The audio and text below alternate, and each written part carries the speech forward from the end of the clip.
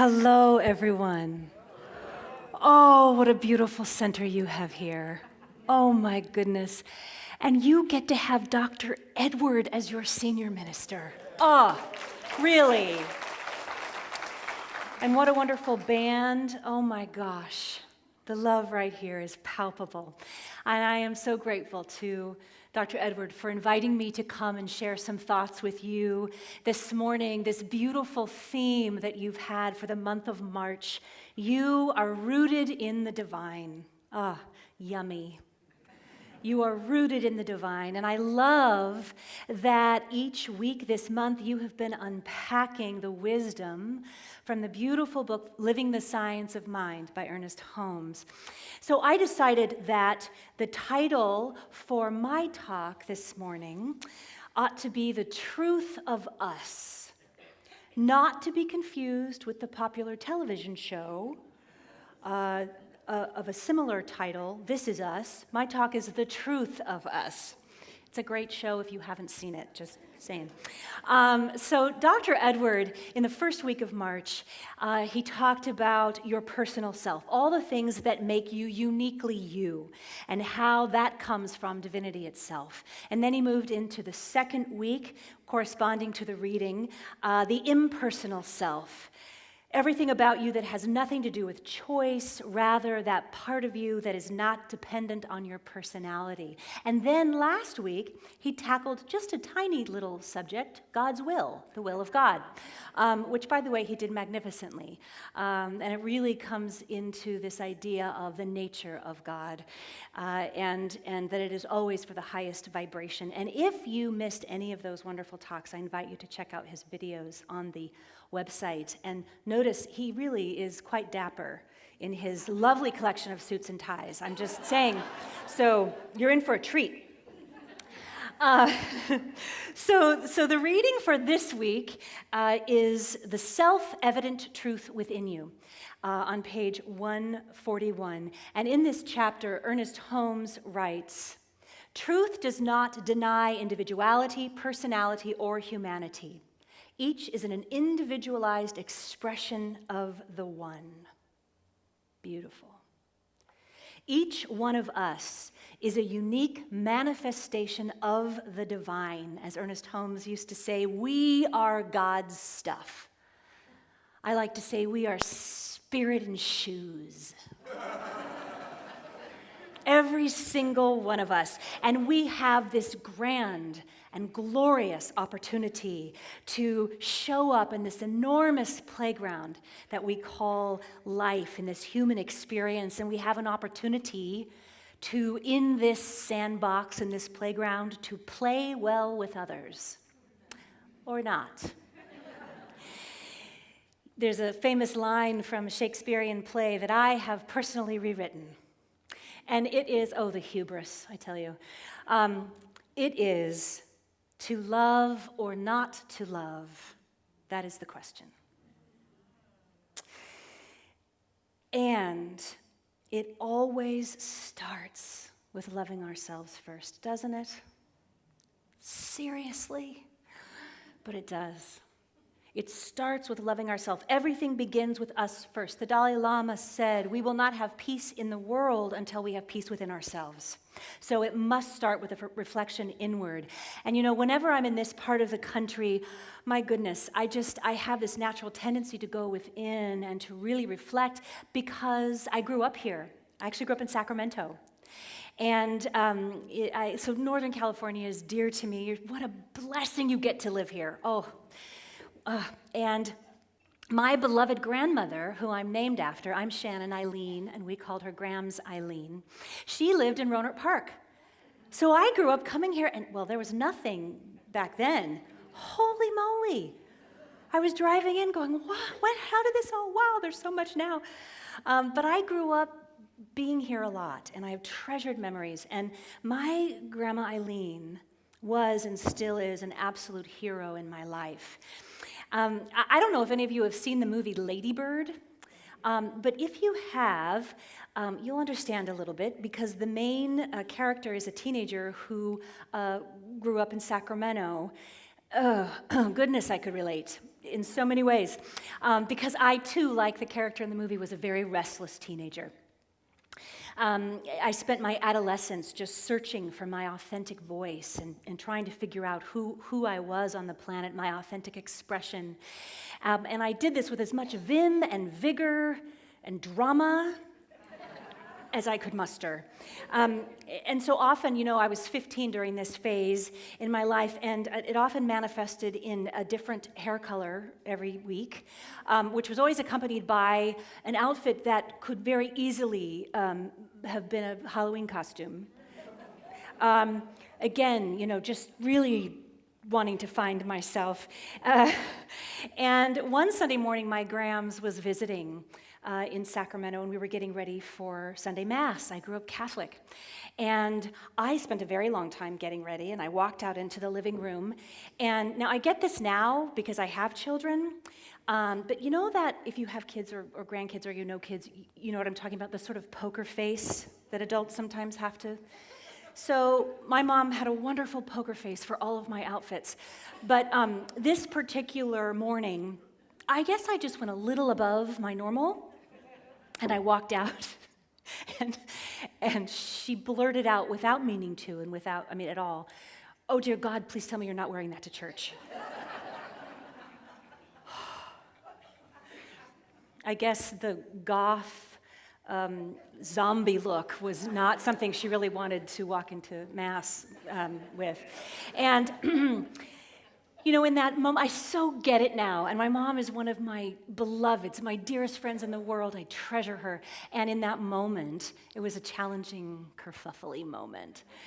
And she took a deep breath and she left the living room immediately. And I was crushed. My 15-year-old self, who was so excited by my combat boots and trench coat and whatever the heck was going on up here. I thought it was marvelous. My Grams was sitting on the couch, and she witnessed the whole thing. And without missing a beat, as soon as my mom left, she came right up to me, and she leaned in, and she said, "Darling, I think you look fabulous. You are very creative." And then she said to me, "You be you." And that God moment changed me. It changed me because it planted a seed deep within my teenager angst that I was worthy, that I was enough, that I was rooted in the divine, that I was divine. And it didn't matter what I wore or what color my hair was on top of my head that week. It didn't matter. It planted this idea that I could love myself. And shortly after that, I didn't need to do all that stuff anymore, much to my mother's delight. So, how often do we forget the truth of ourselves? How often are we that judgmental voice within ourselves, Oscar Wilde once said, "To love oneself is the beginning of a lifelong romance." We have this gorgeous opportunity to court the divine within us on a daily basis. But how do we do that really? If the truth of me is divine and I am made in the image and likeness of love, then every time I turn away from that or I'm harsh with myself, I am turning away from God, from spirit, from source, from quantum consciousness, from the I am, from the eternal love that has always been with me, is now, and always will be. I'm turning away from that. I am creating within me a house divided. As it says in the Christian Bible, a house divided against itself cannot stand. Ernest Holmes said, "I am at home in the heart of God, and God is at home in the heart of me." So it behooves us to create the most safe, loving, accepting home in our heart where God lives, in which to grow and love ourselves and then take that out into the world and love more. I use the word love for God a lot, and what I find so layered in the profundity of this is that love is an action word. Love is not passive. Love is a verb. Therefore, Spirit, God, Source, whatever word works for you, the thing itself, love in action is God in us and in the world. And no matter what, love always wins. We must hold to that. No matter what it seems like, love always wins. So the next time you find yourself speaking harshly to yourself, being judgmental, I invite you to catch it and lovingly pour in the opposite, just like my Grams did for me. Bring a little Grams into your life. She was a lot of fun. Pour in the opposite. If you say to yourself, I'm not good enough, oh, yes, you are. I can't do it, oh, yes, you can. Why? Because you are magnificent. And you, each single one of you, every one of you is the unique manifestation of the divine. So yes, of course you can. And yes, of course you are good enough because you are fabulous. And then when we get that and we practice that, and I promise you it gets easier, when you just bring that in on a daily basis and gently and lovingly catch that, then we have an opportunity to take that truth that is love into our relationships. Oh, relationships.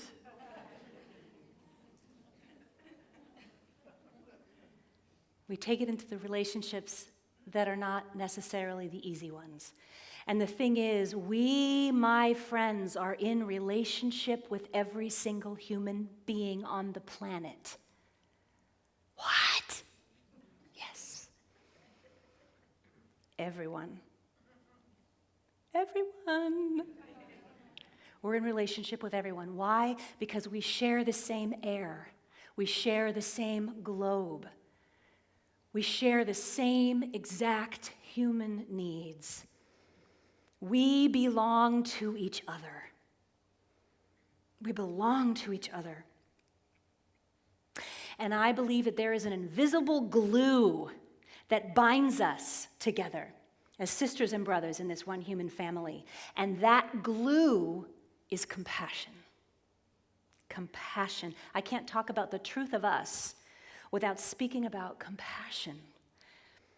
I think of compassion as the divine healing bridge to love. If you think about it, we can't have forgiveness without compassion first, compassion for ourselves and others. We can't have unconditional love for ourselves and others until we have compassion first. A strong sense of self-worth and self-love cannot occur without that bridge, that stunning, beautiful, gorgeous bridge of compassion to it. It's the starting point.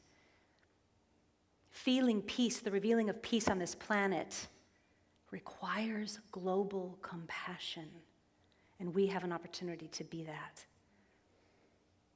This bridge of compassion will always carry us to love, and a profound call for each one of us is to walk this bridge of compassion for ourselves and for others. You know, I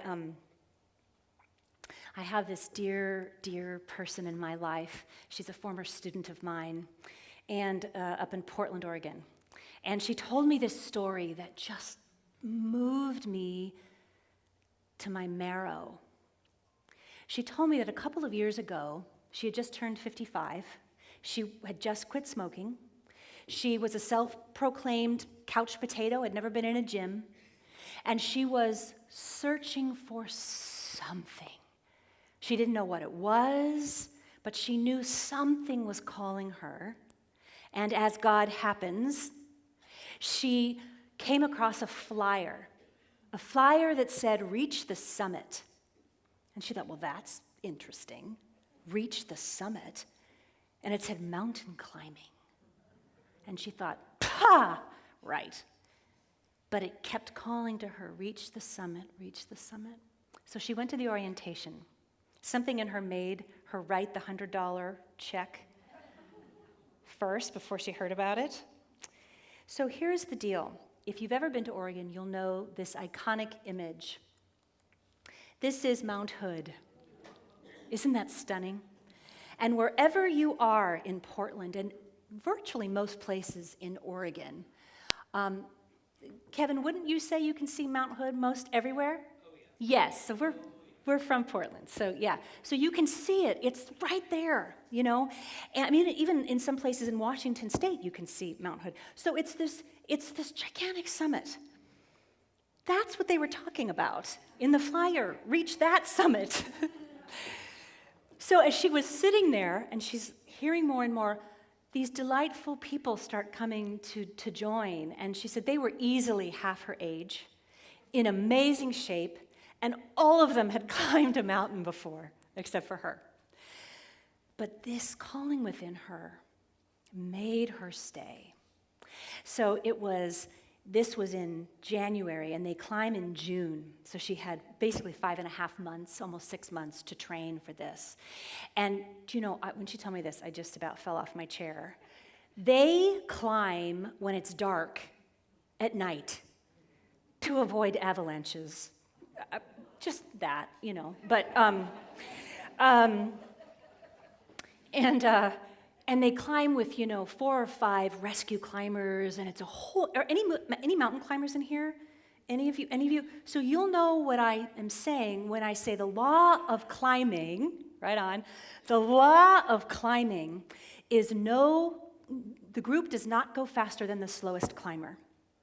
And so even though this dear friend of mine had been training for months, and they carry all this gear, and she was ready to go, she was still the slowest by a lot. And so the day came, and they were ascending Mount Hood. They were ascending the mountain. And after a significant amount of time, she began to get very tired. And the weight that she was carrying got really heavy for her. And the woman in front of her reached back, and she said, "Would it be all right if I lightened your load? Could I carry a little bit of your gear for you? Can I help you?" She was so grateful because she really didn't think she was going to get to the top. So she gave her some of her gear. And then the person in front of her reached back and said, I can carry something, I can help you, and took some of her gear. And every person that was on the climbing team took some of her gear until they had taken all of it. And she was able to make it to the top of the summit. And she said when she got to the top of that summit, she witnessed the most glorious sunrise she had ever seen in her life. And a powerful shift happened within her on the deepest level. Within a very short period of time, she became a yoga instructor. She found the New Thought teaching. She became a certified Rosen body worker, if you know what that beautiful work is. And she's now in Practitioner 1 training. The thing about this for me that spoke so deeply to me is this idea of compassion, that this one climber decided to be compassionate, and it created a ripple effect. She never would have made it to the summit without the compassion of her team, And she never would have had the life that she has now without them helping her. Think about the blessings that have occurred in your life by the compassion of others. Just think about that for a moment. Along your path, teachers, practitioners, friends, family members, or the angels among us that we call strangers. The truth of us is that we are here for each other, to lift each other up, to lend a hand, to be each other's angels. It's why we're here. Mary Oliver also wrote, "Love yourself, then let it go and love the world." Love yourself, then let it go and love the world. And we don't have to climb a mountain to remember that we belong to each other. When I arrived at the Denver airport, I decided I would do a little experiment. And I decided that for my entire time at the airport, instead of burying my face in the phone, my phone, no one of you does that at all. Instead of burying my face in my phone, I would look up. Hark. Wow. In the span of the hour and a half or so that I was there, I observed the truth of us. I observed divinity everywhere. If you've ever been to DIA, the Denver International Airport, it's a big place. There's a lot of people. It's like a city into itself. And when you get into this one terminal, there's the just gigantic screen, a huge, huge monitor with every flight, all the departures, all the arrivals. It's a lot on the screen. And I couldn't help but notice this little girl who couldn't have been more than 7. And she was wearing a t-shirt, and in bright neon pink, it said, "Like a boss." And her dad was traveling with her. Oh, he was holding her up so she could see all of the flight information. And she was reading every single flight to find theirs. But what was so exquisite about this divine, compassionate moment that I got to witness is her dad, he wasn't impatient. He didn't give her the answer. He just held her and encouraged her with great compassion as she went down every single flight. And that level of compassion softened the edges for every single person that was standing within hearing distance or being able to see that. Again, the ripple effect. I was early for my Southwest flight, so I wanted a cup of coffee, and the only place sort of in that part of the terminal was Einstein's Bagels. So I thought, okay, fine. So I got in line, refusing to look at my phone, even though everyone else was. And it was a very, very long line. And people were rushed and irritated and all of these things. And when I finally got to the front to pay for my coffee, the gentleman behind the counter was so kind. He was so patient. He looked right at me with the kindest, gentlest eyes. He was funny. He asked me how my day was, and it wasn't fake. It was genuine. And I had witnessed a long line of people being irritated by his kindness. You know, just like, yeah, dude, okay, come on. It was really something. And he was still so kind to every person. So of course I got up there and I was like, hi. We had a beautiful exchange. And when he turned around to get me the coffee, the uniform T-shirt on the back of his, the back of his shirt, it said, "Holy moly, we're good." Of course, I love the double entendre because it was a bagel, holy moly, But it was a holy encounter that I had with him, and it was so good. And then when I sat down with my cup of coffee and I was waiting for my flight, and again I noticed so many people ignoring each other. So much so in their own world that they did not notice a beautiful 128-pound Burmese mountain dog walk by in the airport, right there, right by our gate. So of course, I was intrigued.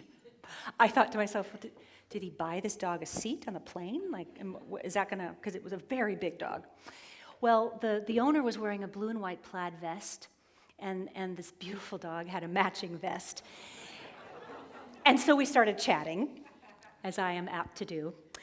And I found out, because the back of his vest said "Den Cats." Well, I discovered in talking with him that they're a squad in the DIA airport of more than 100 dogs and 1 cat. They represent 40 breeds, and Denver has the largest airport therapy animal program in the country. And they literally exist on a volunteer basis to bring calm, comfort, and joy to travelers. Isn't that cool? Oh, so this amazing dog came right up to me, and I'm just loving on this dog, and the dog is loving on me, and I'm thinking, you're all missing this. It's so great, you know? And when I asked the owner what the dog's name was, he said to me, her name is Angel.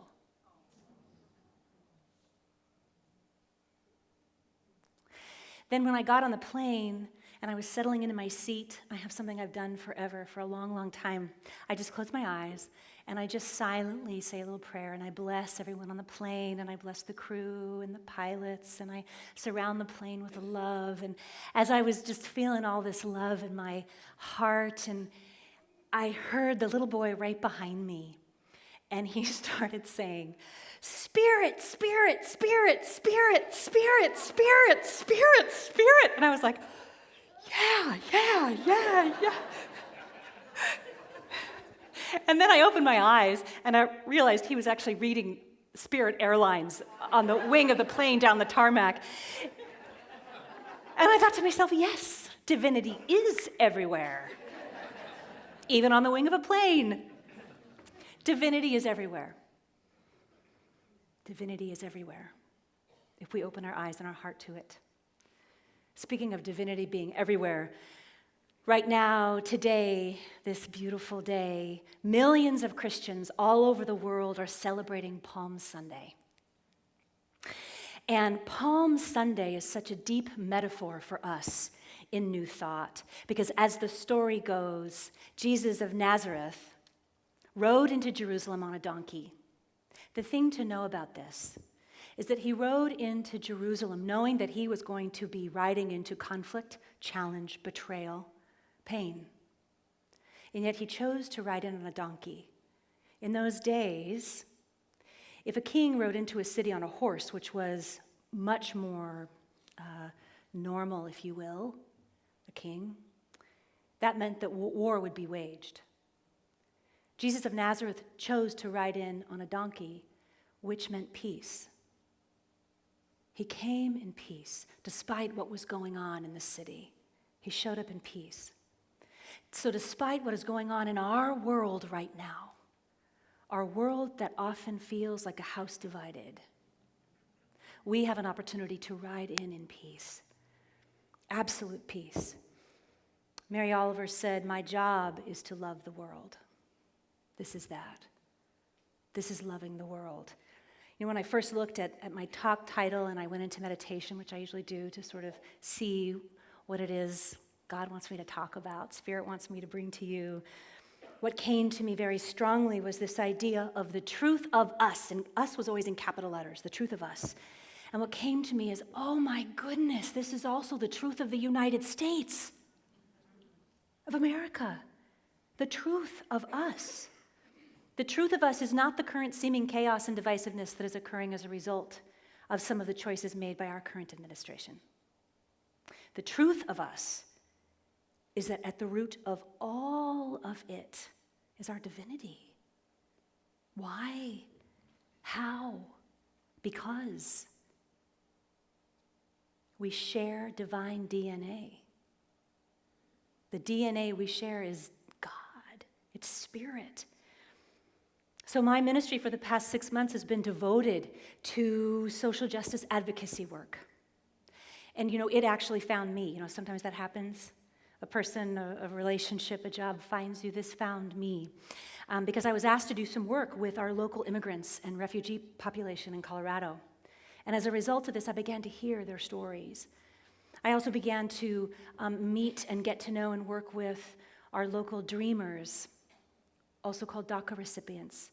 Those young kids, really, who came here as children, babies, and who are now facing possible deportation. I sat with them as they cried in their fear, and it moved my soul. Many people ask me, what is spirit-led social justice? What does that even mean? What is this? What are you doing, Shannon? What is this? Well, there is a quote that I love from Dr. Cornel West. "Justice is what love looks like in public." Again, it all comes back to love. This is that. Mindful social action. It means taking a tangible stand in the world for the spiritual principles of oneness that we all share. And it means we do it, as Ernest Holmes said, by standing for something and against nothing. Standing for something and against nothing. It means being the voice for those who do not have a seat at the table, for being their advocate, protecting the rights of our fellow sisters and brothers in this human family. Standing up to injustice and discovering ways to empower the disempowered without mudslinging name-calling or slipping into lower vibrations of us and them. There is no such thing as them. It's about bringing forth ways that we can learn together, help, liberate, empower, and lift up those who have been knocked down. It's about creating opportunities to join together, to be the change we wish to see, as Gandhi said, to be the change for what is right and good. I love the quote from the great Rabbi Abraham Joshua Heschel. He said, "When I marched in Selma, my feet were praying."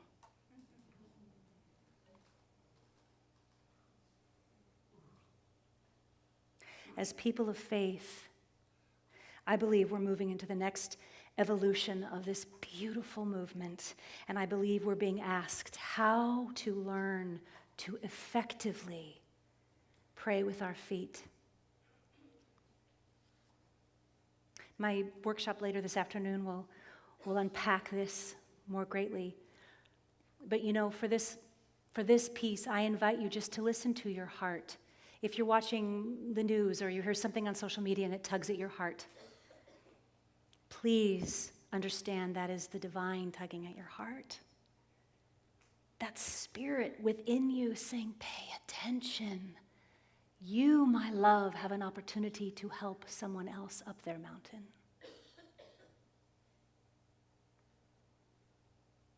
Let's pray.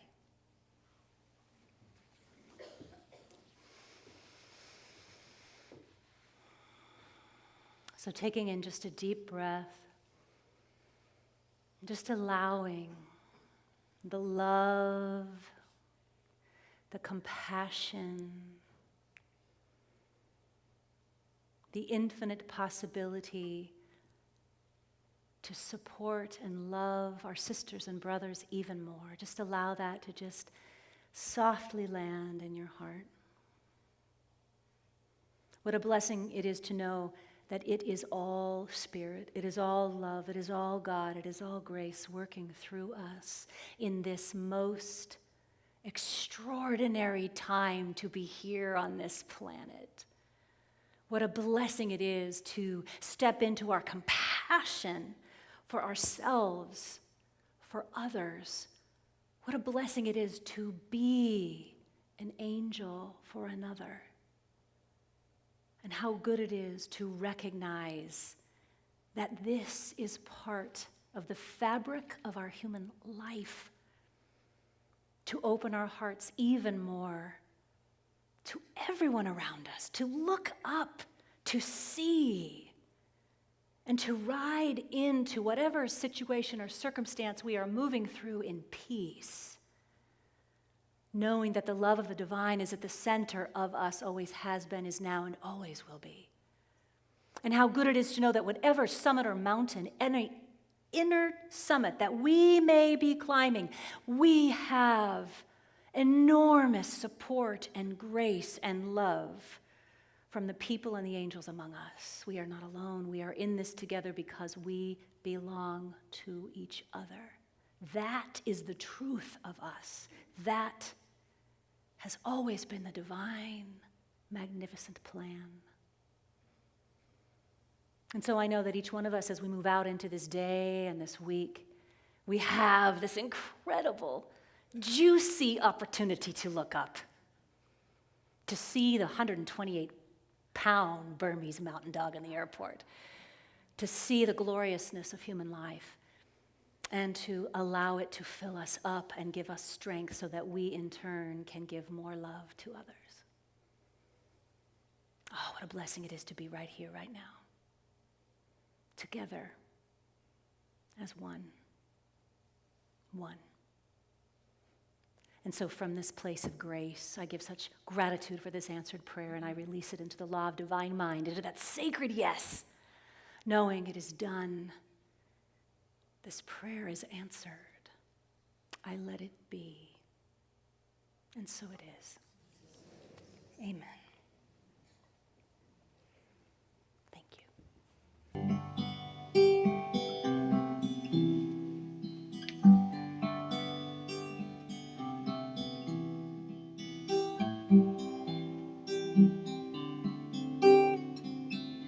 you.